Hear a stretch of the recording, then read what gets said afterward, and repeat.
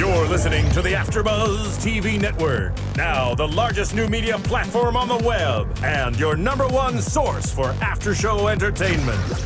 Very good, Keith. Johnson.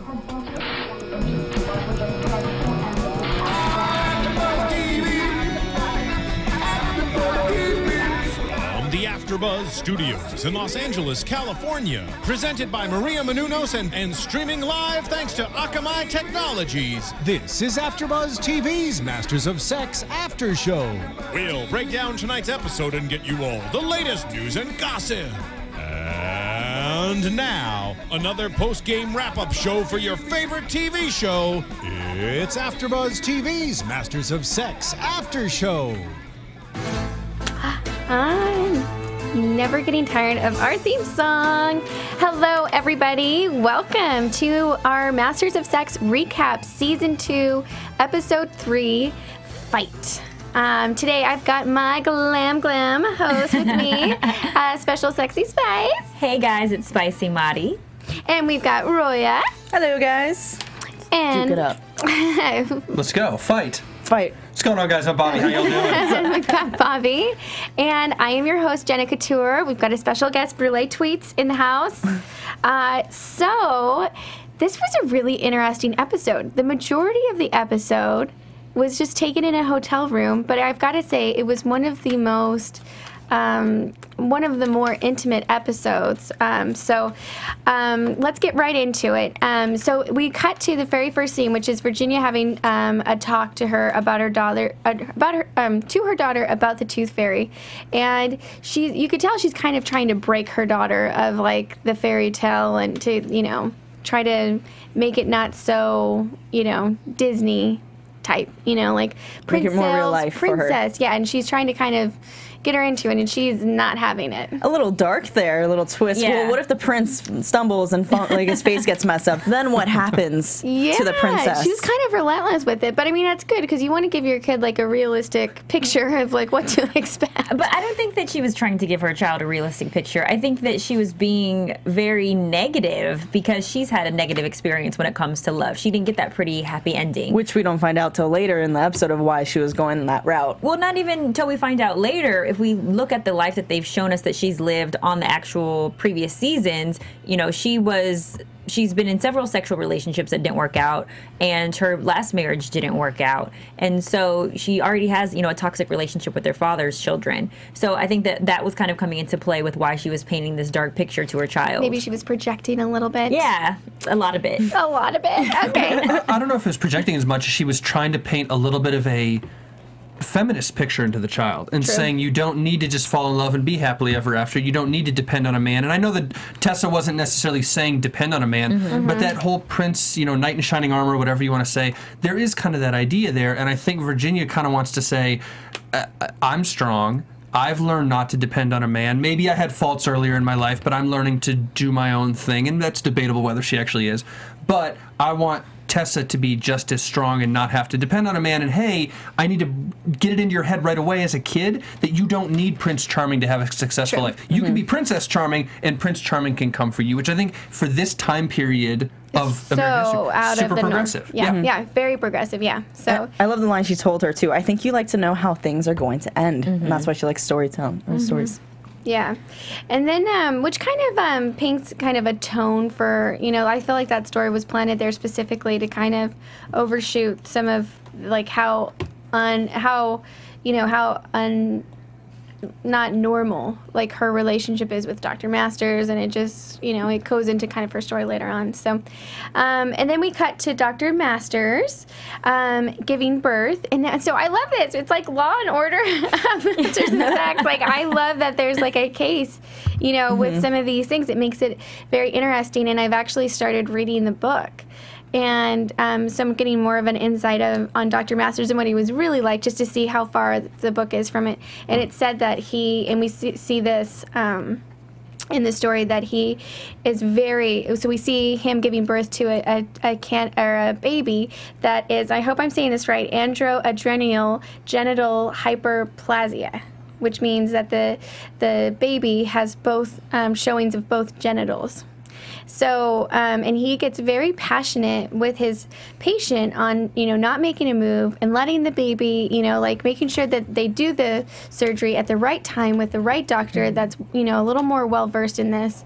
And the patients aren't having it, and I think that's also like a really crazy case to bring in at that time too, because during this time we don't, I didn't, know that cases went back as far as their time frame, So I thought it was a very interesting case to bring to him. Yeah, definitely was something to show us, and I liked the way they filmed that scene in the room with the mother and the father, and how dark the father was, and they always had a shadow over him when it was a close-up of him, and then when it went to Masters, it was a lighter, kind of like he was the hero in the scene. Right. I just love that contrast between the two. Right, and we see Dr. Masters being very stoic in his day-to-day, but then when patients get involved, it's like he has, like, I feel like that brings out his, like, vulnerability. He's passionate, he's sensitive. I mean, he fights for the right thing, like, he's just... heroic. He becomes Batman. Right, no, he does. And I even pointed out while we were watching, I was like, wow, look at Dr. Masters, like, standing up for himself and being very assertive now, especially when the father was saying, or making reference to feminine characteristics for a man, having the female genital, and also saying that a man who would allow that would be a sissy as well, kind of implying that Dr. Masters was feminine. And I thought at that moment that he was going to get socked, but Dr. Masters just got in his face and kind of told him that he needs to think about the choices that he's going to make. But I do like that we got to see how passionate he was, because he was very stern about it. Yeah. Two episodes into the new hospital, we saw what happened last week with the girl. Yeah, we see him. Rose, I think her name was, and then we had that situation with her way overbearing parents, and now we see this situation with some other way crazy overbearing parents. Is every patient, or is every parent of a patient, like literally the parent from hell at this hospital? Well, I think when you specialize in something, you get these, I mean, he's not just getting like in between stories, he's getting really extreme cases for that time, and so I think these parents just don't know how to manage their expectations or feelings during this time period, because all of these cases are way out of, the normal spectrum that he was kind of talking about. And so he even admitted later on he's never seen a hermaphrodite. He heard about it in school, but he'd never seen it before. So all this was pretty new to them back in that time. Absolutely. And so in the book, it had also stated that Dr. Masters was, stoic, and then with his patients, just like all of his patients thought he was a saint. Like everyone got along with him really well if they were a patient, but then other than that, nobody else kind of understood him. So, and then we kind of shoot to the hotel room where we kind of stay for the rest of the episode. I mean, we only flash back a little bit to the hospital, but so we start off and we see them in the hotel room, and Dr. Masters is being kind of quiet. He's not saying a word. Well, he's watching, there's a huge fight on TV, and they're having technical difficulties. They've got Elliot, their server, in the room trying to fix the TV. It wasn't Elliot. It was that's right. It was somebody else. Handyman. Somebody else, handyman. Yeah. And so he fixes it.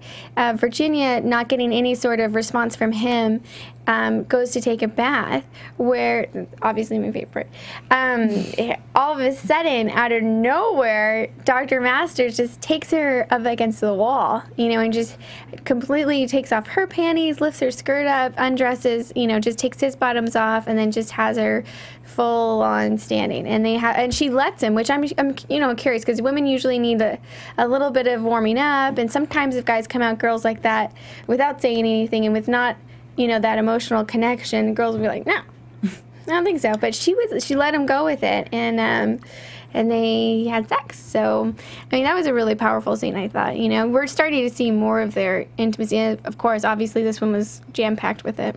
Well, for me, honestly, the whole fight reminded me of it was a symbolism of their relationship. Absolutely. So the first round, we got to see them keep fighting, and the veteran guy, what was his name? I wrote it down somewhere. It was Archie Moore. Archie versus he DeMuro. goes down, and then he gets back up. So that was kind of the first impact that we see, and then we see Masters go at Virginia, which was really hardcore in a way, and I just love the comparison between the two. But what about the fact that he was having this more rough physical sex with her? I think she's into that, though. Well, she is, and I think that she appreciated it because he was the aggressor. But I think that afterwards she realized that that was provoked by something. She was like, "What's wrong with you? Because this is not normal." So he was taking out something. He was doing a transference of emotion. His sexuality was challenged earlier, so he became the dominant one in that sexual situation in order to enforce his masculinity. And she picked up on that. And I think that that was also a comparison, too, between the fight that he had earlier with the father of the baby that was born, but in addition to the boxing as well. Yeah. And I think he was so high-strung because that father reminded him of his own father. And he couldn't do anything about it, just like back when he was a kid, too. Yeah. So. And I think he felt responsible, too, for the child not being able to be who the child was born to be. And so I think he related to the child and not being able to defend yourself. So he was the only one that could defend the child. And even he was helpless because he didn't have the power. Exactly. So then it kind of goes into, so now they've had this moment of where they've kind of had sex, and she's like, all right, well, you know, I'm just trying to figure out who you are because I barely recognized you. And she's trying to kind of ask him about his day, and he's still kind of, you know, resisting a little bit, and finally lets her in and says that it's terrible, which is nice because you would never, like, things I saw in this episode are things that I think I would never see with him and Libby. Like, he actually opened up and started talking about his day, like, and he was discussing his cases, which, I mean, I've just never really seen him do that with Libby, you know, and so that was a nice, you know, it's like they had this sex, they have this work, you know, I really think they're playing behind their work, you know, I think there's obviously real feelings here, and then now they can kind of like get intimate and really kind of talk about what's bothering them. So I thought that was neat. And then we see Virginia ordering dinner like a pro. Like, she was ordering his stuff,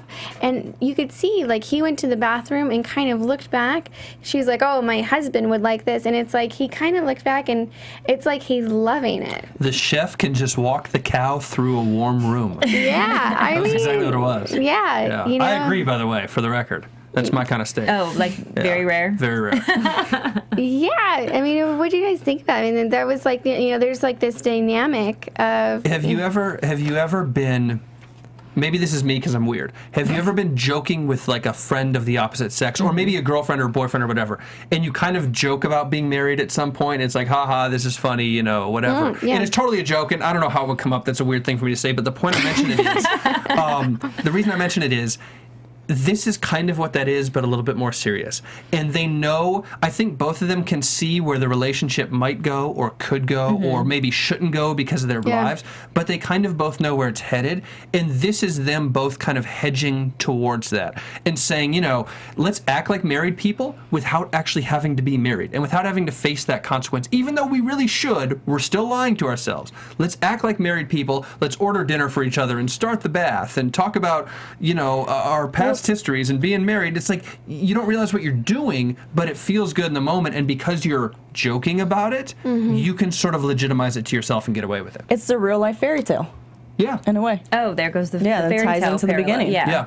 But I think that ultimately they're dancing with the idea because that is really something that they want. But neither of them will admit it. Yeah. And so you don't have to take accountability for your emotions or feelings if you're, like you said, playing or joking about it. Like boxing. Right. Going around. Right, with it. Exactly. And then speaking of boxing, we kind of cut to Doctor's Matt. So it's like they're discussing their problems, their day. He tells her about his case, and then he kind of starts they talk about boxing, and he's like teaching her like what to watch on the show, and then they start going into like a real life role play like of them boxing, and actually before that he was telling her that it's so weird because he starts going into telling her about why he wanted to go into boxing, and that as soon as he got dropped off at boarding school, he immediately wanted to learn how to box because he wanted to know how to defend himself.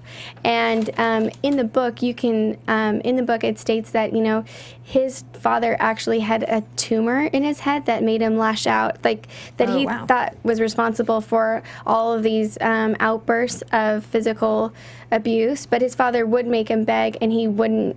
He would never beg. And his father did, like when he was 14, drop him off at a boarding school. They wouldn't had ice cream before, and he thought that this was like his father like trying to mend fences with him a little bit. Dropped him off, and that was, he did go home one time for Christmas, but he left before his birthday because his birthday is a few days after, and that was the last time he ever saw him. And in the book, it also states that his mom tried very hard to stop the beatings, but she was like, she would be banging on the door trying to help him, and just couldn't get through, and so it was sad. And then she would secretly like reach out to him and give him money and things like that when he was a kid. So I mean, it was really sad. And then we really see all of that come through in this episode. We really get to he kind of opens up, and then he kind of, you know, he goes through phases. He's not just like an open book. He shut down a little bit. He's like, you know what, Virginia, stop asking about the boxing. There's really no significant story. Stop it, you know, and then it's funny because they stop talking about it. They have dinner, and then after the dinner, she like seduces him. Well, he starts asking her questions. He starts probing and asking sexual questions about her past experiences while they're role playing. And I think that was after, though. In the midst of role playing, he asks her, and she starts telling a story of when she lost her virginity. And you think that it's that she's lying and, you know, that she's making up the story, but come to find out it's really true. So that's when he shares, you know, his story. After that, isn't that how it went? Either way, it's interesting to me that whatever the order ended up being, they're both storytelling the entire time. So we were getting lost in between. And like, not only that, but they're storytelling past one-on-one situations. And for her, it's sex. For him, it's fighting with his dad. Right. Very different that way. But it's still this same one-on-one give and take that we see the metaphor between the boxing match on television and the relationship and the thing. It's still that same metaphor of here was a one-on-one situation I was in, and here's what I did. And maybe the end goals are different for each of them. He wants to know more about the sex that she had for whatever reason. She wants to know more about his emotional life, maybe for whatever emotional reason she has. But it's the same idea of trying to gauge your opponent and how they've been in one-on-one situations before. And before. both endings have left them both left. You know, same. Yeah. You know. And so they did that. They had dinner. She seduced him. And then after, Virginia tells him about one man that meant a lot to her. And, you know, and that was sad. And it was interesting that you could tell how hurt she was by that story. But then at the same time, she is in the same exact situation, like with him. Yeah. It's like he's married. He keeps telling her that he's happily married. And you can kind of tell where she's guarded. She wants the emotionally unavailable man. That's something that she keeps doing to herself. She keeps getting in relationships with people who don't or can't commit or be with her. And the guy who would be with her, she didn't want him. Which, listen to this, and I'm no expert. You guys are far more experts than I am on this, but I have a theory, and y'all can tell me if I'm right or wrong. Virginia, seeing what she did with Tessa in the very first scene about the Prince Charming, and you don't need a Prince Charming, and be a tough girl, you know, more or less. Kind of do your own thing. Virginia, you said commits to people who can't commit to her, or supposedly wants to commit to people who can't commit to her. I believe, subconsciously or consciously, Virginia doesn't want to commit either. And she knows that if she, quote-unquote, commits to people like Masters who are married, guess what? He can't commit back, so you don't have to worry about that problem, and you can let yourself down and sabotage your own relationship, as opposed to the guy who wanted to commit to her and was ready, and she's like, oh, I can't commit to that guy. It's like, well, wait a second. If you wanted commitment, you had commitment. You don't actually want commitment. You can act like you do, but I don't think you do. Right. And then she shortly after says, you know, sex is great. Enjoy it when you can. It's a biological function, you know, but lock up your heart and don't fall in love. Enjoy sex while you can, but play it safe and keep your heart out of it, locked away like a bank full. But if you look at that example of what she just said, okay, if you really dissect what she just said, I think that part of the reason that Virginia gets in these relationships, it's a little bit toxic in a way and self-damaging, but it also shows the pessimistic outlook that she has on love because she's been damaged. So I don't think that she doesn't want commitment. I think that she thinks that it's unrealistic to get it. So therefore, because it's not a reality and the Prince Charming doesn't exist, then I might as well enjoy these relationships with men who are at least going to give me good sex. And so, but at the end of the day, she really does want love. She wants it. If Dr. Masters could be in love with her and commit, I think that she actually would. Yeah. And in real life, didn't they eventually wind up together? They do. I don't think it's as romantic as this is playing out. Yeah. This is really giving the audience what we want. But yes, I do. Yeah, they do end up. And then she made a quote that so I didn't catch what his line was, but right after she says, "Of course, I would never marry a man I didn't love and desire," because he said something like, "What about our marriage?" Yeah. And so it was like reconfirming to him in a weird way, roundabout way, that, she loves and desires him. Or is it for pretend?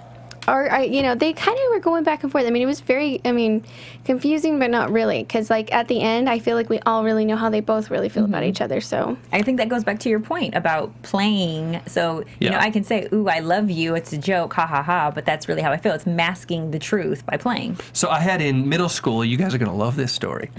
This is related to this, believe me. In middle school, there were girls in middle school who would say I love you to boys, but if they spelled it L-U-V, it wasn't real love. Different love. That's still actually true to these days. Okay, if I'm dating a guy and I put L-U-V, it's not like love. Like, it's like how you doing, love? That doesn't really mean I love you or you're my love. Yeah, that's like casual love. So that's legit. Okay, I was going to use that as an example of playing and stuff, but if it's legit, all right, I gotcha. Wow. Okay, and just briefly, I just want to reach out to all of our fans that love hearing our, recap with us and tweet with us, and if you could please, it just takes a second to rate and put a comment on our iTunes. It really helps AfterBuzz and everything that we do. They produce so much content, just super helps us. We love tweeting about the show.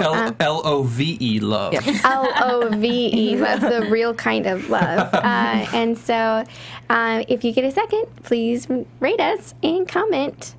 Okay, and then so it cuts back to the hospital, which was interesting, and it shows the baby actually going forward with the surgery without Dr. Masters there. Less than 24 hours. How insane is that? Yeah, I mean, literally, it must have been like hours after he left the hospital, which was, we're all just like, no. And of course, they have like the most angelic, adorable baby.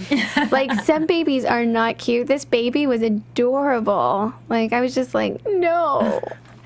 And then we we just see that for just a moment, and then we cut back and see Virginia and Dr. Masters, him giving her the lesson, right? So they've been talking about boxing. Boxing was such a huge theme in this. And then he kind of shows her, right? I totally thought someone was going to get hit, like black eye, and I was like, how's he going to explain this to Libby? They're really not supposed to be making marks on each other. And Virginia gets her bracelet stuck in his hair, and then he kind of, gets pissy about it, which I thought it was going to ruin the whole mood, but he actually came back. He has like a pretty good rebound rate. He comes back after, getting upset. But did she cut it out of his hair, or she used it with a knife? Yeah, she sawed it. Yeah, so she saws it out of his hair, butter. and then they brought up scissors to actually fix it, and kind of, and they have this talk about. They start talking about his father again, Well, first she kind of calls him out and saying that he made her feel powerless. Right. They have that. Kind of provokes that conversation about the father. And it's interesting to see them two have that power hungry. Like, they don't like being belittled by each other at all. Like, neither one of them. Like, he was like lording his knowledge and his over her, and then, we see it later in the episode, her lording her power over. Because instead of going with the right jab, she goes with the left, and then that causes with the bracelet catching on. And he goes, "Why did you do that?" And she just felt like she needed to do it because he was making her feel less than what she was. Well, and this is the quote, the biggest quote to me in this whole show maybe, is when they were talking about this exact thing, and they were watching boxing and going back and forth between the fight and their own little fight. And he said to her, she asked about fighting and landing punches, and he said to her, quote, "Sometimes the best fighter isn't the one who lands the best punch, it's the one who absorbs it." Which is just that thing with the two of them, because it's two heavyweights going at it. And you mentioned about how much Bill can rebound and how he can get back and rebound and stuff. That's him absorbing all those emotional punches, whether it's from his dad or whomever else, or right now today with Virginia. He's absorbing those emotional punches, and he can come back and bring it again. And even though he may not land as many punches, he may be the strongest fighter because he's still standing. He's still there. Yep, I agree. Which is why he would be Archie and she would be the new guy on the right. Well, both have taught themselves to be cold and to turn off whatever it is that they're feeling. So they have to do that time and time again with each other. Every single time they address how one another feels about each other, or how, you know, the love exists, they play with it, or they deny it, or they resort back to, oh, but I'm married, and oh, but this could never be, when really that's what they really desire. But they're both in this protective mode. And let's not forget the scientific study itself, the sex study. When you were doing a scientific study, it's devoid of emotion. You don't show emotion. You don't get attached to stuff. You have a scientific method that you go through. And as professional as Bill is, we know that's a method he has been going through. Obviously, participating in the study himself is a egregious situation, but it still stands that forever they've had to be scientific about this thing, and now we're starting to see more and more cracks in the science. And it's not about science, and it's now medical professionals who can't be removed to just look at the science, but they're involved now. And he's emotionally involved, and she obviously is, and it's only going to crack harder and harder and harder until who knows what happens, you know, prediction time in a few minutes. Jenna, you brought up a point earlier. You said that Bill is starting to share more with her than he would with Libby. I think part of him opening up and sharing what happened in his day at work is not because he's more vulnerable at this moment. I think also he doesn't respect Libby's intelligence. I think that he thinks that Libby wouldn't understand. And so because he knows that Virginia understands the medical terminology, he respects her opinion about his practice. And that's the only reason that he starts with that conversation with her. But she manipulates the conversation in order to get him to open up, because that's what she needs, I think, as a woman too. As much as she may see it as a weakness, I think that she still wants that emotional connection. So she finds a way to bring it back to, well, why did he do that? How did it make you feel? I mean, what did you do to provoke that? She wants that between them. She wants him to share, like every woman. Yeah. Right, and I feel Libby would respond the same way the father and the wife did with their baby, in that sense of, oh, well, how are they going to handle it, instead of how Virginia handled it with the whole science behind it. Right, exactly. I don't agree. No, I don't agree, because I think that Virginia isn't an expert. She has no medical knowledge of what's going on. She has no, I mean, he barely knows what that surgery is. But she went to school last season. She's taken like and she still understands his practice. No, she understands the medicine. She might not know that procedure or what that actual, you know. She is not educated. She has like a few classes under her belt. Like she's a top student. I think that she was selling vitamins to it. She took an anatomy class. Related, okay? She took like 3 classes. No, she understands, I think, the anatomy of what's going on, especially with his practice. She does have the studies with him. Like she gets it. She just doesn't have the degree behind it. I don't think that he doesn't. I think he just doesn't open up to Libby because, I don't know. I think he's just genuinely attracted to Virginia, and I don't think it's because she's smarter. I think that there's he's attracted to her, and maybe that is some of it. I don't know. Maybe we'll see what the comments say. Smarter or not with Virginia, she is more independent than Libby. By choice, sometimes by circumstance, sometimes not by choice. But she's more independent, and Bill, from the age of 14 on, was independent, and he had to do it himself. So to a certain extent, having been independent myself, not the same situation as Bill, but having been independent myself, when I see somebody who's incredibly dependent, part of me is like, what are you doing? You're not serious enough. I can't really get involved with you because you don't understand. Yeah. So if Bill has been so independent his whole life, and Virginia's pretty independent on her own, he sees kind of a... like, what's the word I'm looking for? Like, kind of a riding partner. They relate. They relate to each other. Yeah. They both, okay. Well, then he goes in and tells her more about his father and tries to insert, some humor into it, but she doesn't kind of take it. She's not playing ball with him. She really, and he kind of reaches out to Virginia, and because he was sitting down at that moment, and he's trying to make kind of light of it, but she's kind of seeing him as this wounded man, and she feels bad, and he asks her to take her robe off, and he's just staring at her, and he just kind of circles her naked, and she's for some reason kind of insecure about her body, but she kind of lets herself go. He circles her, and then he's like, I want you to beg me, like, do you want me to touch you? And she was like, yes. He goes, well, I want you to tell me. And she's like, I don't think I need to tell you that. And he goes, no, I want you to tell me how much you want me to make you feel good. And she's like, you know what?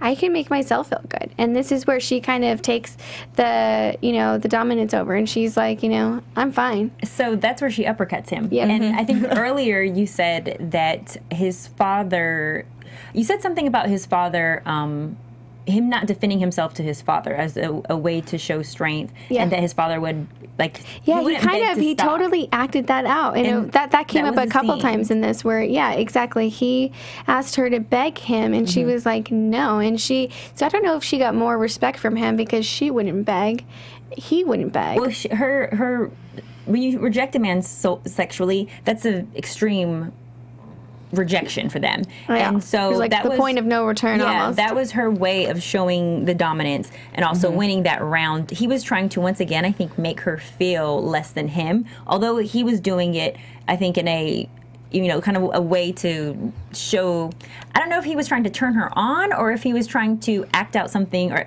anger with his father, but he was definitely trying to take over her, and she wouldn't let him win. She was like, I don't need you. And then by masturbating, she showed, look, I don't need a man. Like, that was her I think that's probably more of his draw to her, because he's like, this woman knows herself. In the book, it talks about Dr. Masters, his like never-ending curiosity about sex and wanting to fill in answers and to know what pleases a woman and all of that. And I feel like she is like this entity to him that's like, she knows her way around a bed. She's comfortable in bed.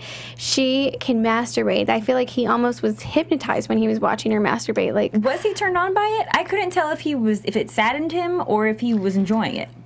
Well, Bobby, you answer that question. How did you feel, Bobby? This is a good time for our male perspective. When you see a woman masturbate, how does it make you feel? In this situation?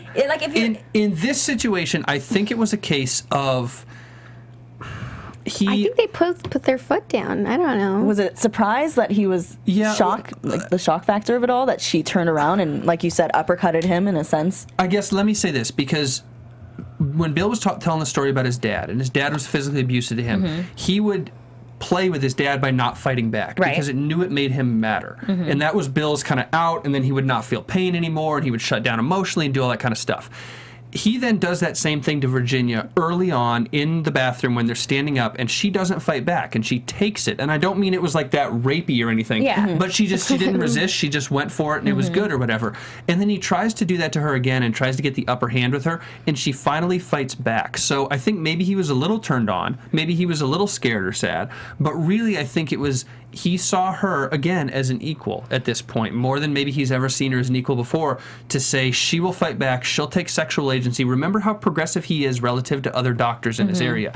Women at this time did not take a whole lot of sexual agency, or if they did, it was not something in society that was as accepted as it is maybe now. So when she takes sexual agency with him and says, I'm in control, I'm going to do this, don't worry about me, that's him saying, maybe a little threatened, maybe a little scared, maybe a little sad, maybe a little turned on, but also saying, this is a powerful woman, like, I need her on my side. Yeah. You know, to put that really simply. Right. No, I agree. Still avoided her question, though. No, I'm just kidding. When you watch her masturbate, how does it make you feel? It depends on the situation. Sorry, go ahead. So then we see her still pushing. She's relentless with his dad, and she wants to know about why his dad broke his nose, and he genuinely can't remember.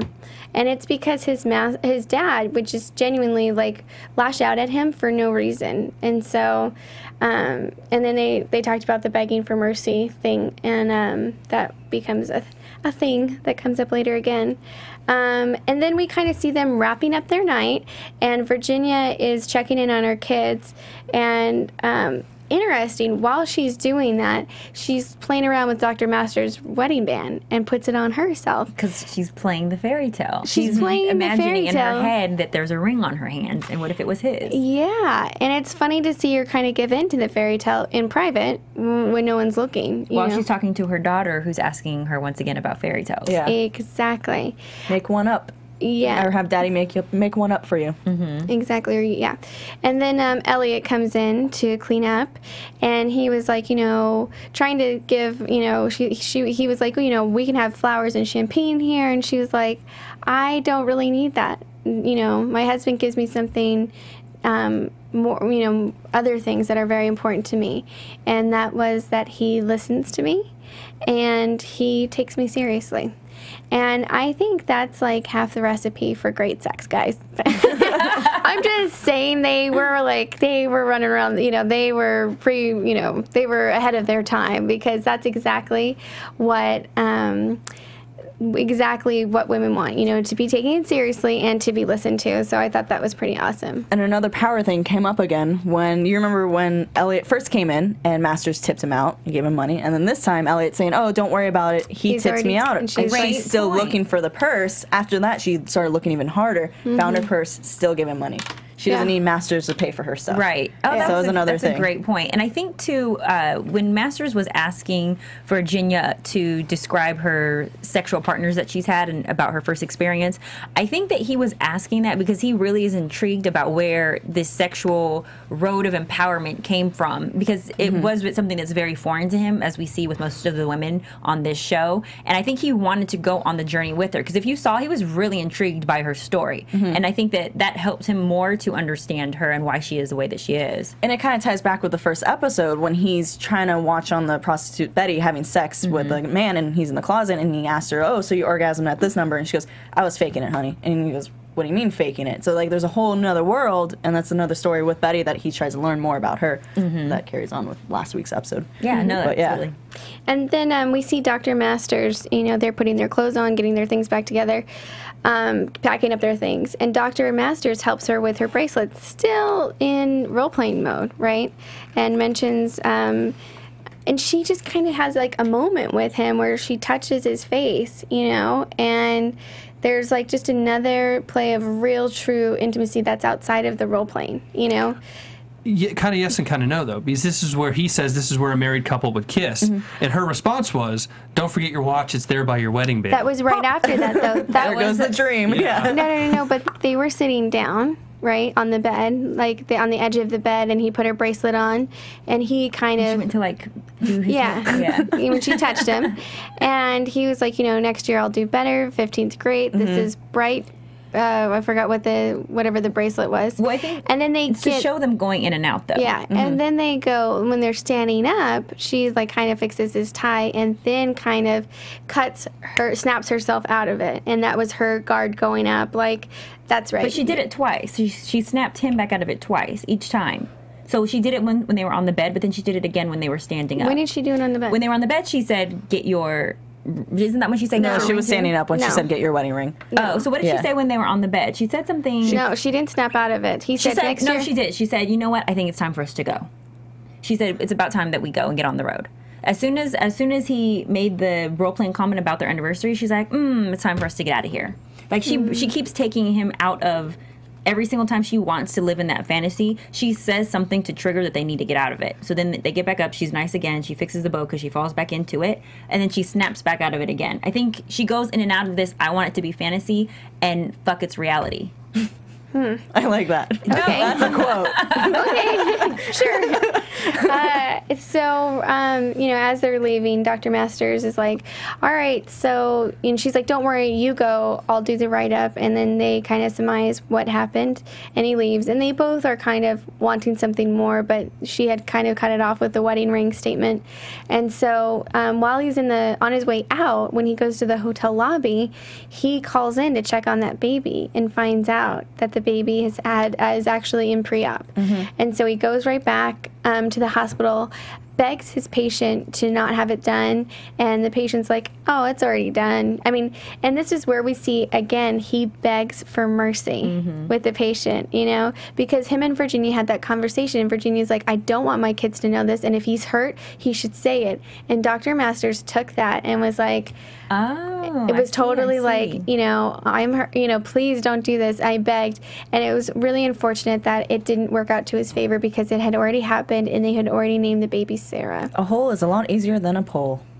I know, I didn't understand. Oh, Better okay. Thomas I'm with like, a sissy. Yeah. Oh, yeah, I meant to say that one. Yeah. No. I know. And then that wraps up the show, which was on a sad note for such an intimate, We see Virginia watching the rest of that fight, and it ends with her in the scene. But question is, who won the fight we know who won the fight in reality with the boxers, but who won the fight between Virginia and Masters? Ding, ding, ding. Who do you think? We need a rematch. I think Masters won. Why? I don't know. Don't question me. Because Virginia at the end wants to see how it ends. Yeah, and she even called herself the newbie, so therefore I think Masters wins. Go Team Masters. And so then for the previews for next week, we see that Austin, probably the worst person possible to see, has seen Virginia slipping out of the Park Plaza Hotel, out of the room. And he's like, I totally saw you and Bill there. So that kind of sets up. And then we see some fighting with Libby and Dr. Masters. He said, I'm always going to take care of you, which makes me think that divorce is coming sooner than we expected, which I don't even know what Virginia would do if he actually divorced Libby, because I think there's going to be a time where, you know, she's not just going to slip right into his arms and they're going to be off. You know, I think it's going to be another season of weirdness. But I think Bobby has some news and gossip for us. Yes, let's run that. AfterBuzz TV. Let's hear it. All right, real quick, I got a fun one for you guys. We're going to put up the link on the YouTube video after this, so if you were watching on YouTube, it'll be in the comments below. But, Jenna, I have a feeling you're going to love this. Okay, let's hear it. There is a short film out called Undress Me. Have you guys heard about this? No. I do like it already, though.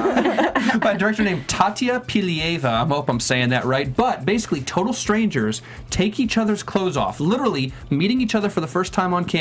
They take off each other's clothes, they get into bed naked, and the short film just kind of explores them getting to know each other. Have you seen the one video on YouTube where it's like strangers kiss? It's the next thing up from that. Okay. This is the next step up That's from exciting. We'll put the links up there for you guys if you guys want to watch that. So the reason I mentioned it is this is promoting Masters of Sex. The Kiss one, I believe, was promoting like a clothing company. This is a promotion video for Masters of Sex, so it came out a couple weeks ago, and it was a big deal in getting ready for the season or whatever in light of what Masters of Sex does with studying sex. Right. My question for you three is, would you guys ever do that? No. Is there money in Ever meet someone on camera naked? Total stranger, and you Just get each other undress 'em? naked and get undressed and get in bed together. Not like pornographically. Oh, not have sex? Not have sex. You're like, Just be no, then that's naked in bed? Like, not have sex, just be naked in bed. Just be naked in bed, get to know each other. I suppose you could have sex if it Now, were are you consensual. recorded naked undressing? You guys have to watch a short film. Oh my God, you pretty much are. I And believe. how much money is on the line? No. I have no idea. I don't know. Is it bad that was my first question? Is there money involved? There's got to be. Exactly. Talk There's to got me to be. How many zeros? Got to be more than $200. Listen, which talk is- to me after working out for a couple months, and maybe I'll say yes to that. You know what I'm saying? I know. Anything yeah. you want to show off. I don't know. Yeah, I know. That would be no for me. No for me unless we're talking, 6 or more zeros. So. Anything else, Bobby? That's it. That's promoting Masters of Sex. We'll put the link up on YouTube. Cool. And let's get to predictions. Roya, let's start with you. Oh, why don't I go first? Your Go first. Because you can't just keep stealing Bobby's well-thought-out predictions. Man. Okay, fine. Real quick, though, I wanted to mention that Virginia was wearing black when she came into the Prediction hotel stopped. room. And then she was wearing white this time, so she's kind of like Master's little angel, if you think about it. So I think for next week, Austin is going to use seeing them as a way to get back into the study, and he wants to be more involved with the study. I don't think You it's think going he's going to try to blackmail her to have sex with him? No, I He's don't think such a that's going to sleaze happen. dog. I think he just wants to get back into the study so he has a reason to have sex without being hated on. And that's my only thing. And I think the fight between Libby and Masters is not as big as it showed in the preview. I think it's just more, why aren't you around? We need you. I'll always be here for you, that kind of Yeah. thing. That's my prediction. All right, Bobby, what do you think? I agree with that about the fight between Libby and Masters, but my prediction, I will say, knowing what we've seen today, y'all thought Bill won the fight between Bill and Virginia. I say Virginia was the winner. I think Virginia walked away stronger, and I don't know if it'll happen next week or when it'll happen, I think Bill cracks first. And when we start talking about feelings and emotions, I think He's already cracked a little bit. I think he drops the big bomb. He's a leaky first. egg, yeah. So LOVE, not LUV? Whether it's LOVE or LUV, I think Bill starts to show This more is and very more. important. And Virginia is so desperate to get involved with the study. I know she has feelings for him, and we know there's something there. But I think she really does want to get in the study, too, for those reasons. And I think Bill has totally gone over to her. So he's going to What crack. do you think, Miss Spicy? Gosh, I would love it if they could confess their undying love Me too. and be together. But unfortunately, I don't think that that's going to be the case. And I agree with you as far as it just being a simple fight between him and Libby. I don't think that she's going to find out yet. And I think that they're going to continue having this secret relationship, but at some point they're going to come to terms with the fact that they need to solidify or what it is that they're doing. And they keep playing with that. They keep dancing with that as well. Like, what are we? What are we? And I think that Virginia's getting to a point where she almost wants a title. Like, am I going to be your, if I am going to be in this, you know, situation with you, at least let me be your girlfriend. I think it's going to come to something like that where she's going to check yes or no, pass it back to me after study. And I think that I don't think anybody won tonight. You know, I think that they were both, kept up their defense. I mean, I feel like they both revealed a little bit, but they still haven't really revealed how they truly feel, so lose in my book. Although, win on the intimacy. I mean, they're cracking it. They're just doing it in a roundabout way. There is one person who won tonight, and that's Elliot. He made like $6 in tips, which in 1960s Elliot money is rolling is good money. in it. Yeah. Exactly. And hopefully he won the fight, too. Yeah. All right. Well, that's all we have for tonight. Roya, where can they find you? You guys can find me on Twitter and Instagram at Hey Roya. That's HeyRoya. Bobby. Hey. All right, you guys can find me on Twitter at Bobby DeMuro. I am going to release something very, very cool on Twitter in a couple days. I did a documentary film. I don't want to talk about it. You just have to tweet me to find out. All right. It's the studies Man in a of bed. mystery. What about you, Spicy? And you guys can play with my Twitter or stroke my Instagram at spicy_Mari, SPICY_MARI. Okay, perfect. And I'm at Jenna Time Tweets, and we'll see you guys next week. From executive producers Maria Menounos, Kevin Undergaro, Phil Svitek, and the entire AfterBuzz TV staff, we would like to thank you for listening to the AfterBuzz TV network. To watch or listen to other after shows and post comments or questions, be sure to visit AfterBuzzTV.com. I'm Sir Richard Wentworth, and this has been a presentation of AfterBuzz TV. Buzz you later. The views expressed herein are those of the hosts only and do not necessarily reflect the views of AfterBuzz TV or its owners or principals. Thank you for watching AfterBuzz TV on YouTube. For more of your favorite after shows and interviews, subscribe to our channel here, and be sure to share your opinion on the episode in the comment section below here. We'd love to see what you guys are buzzing about. Thanks again. Buzz you later.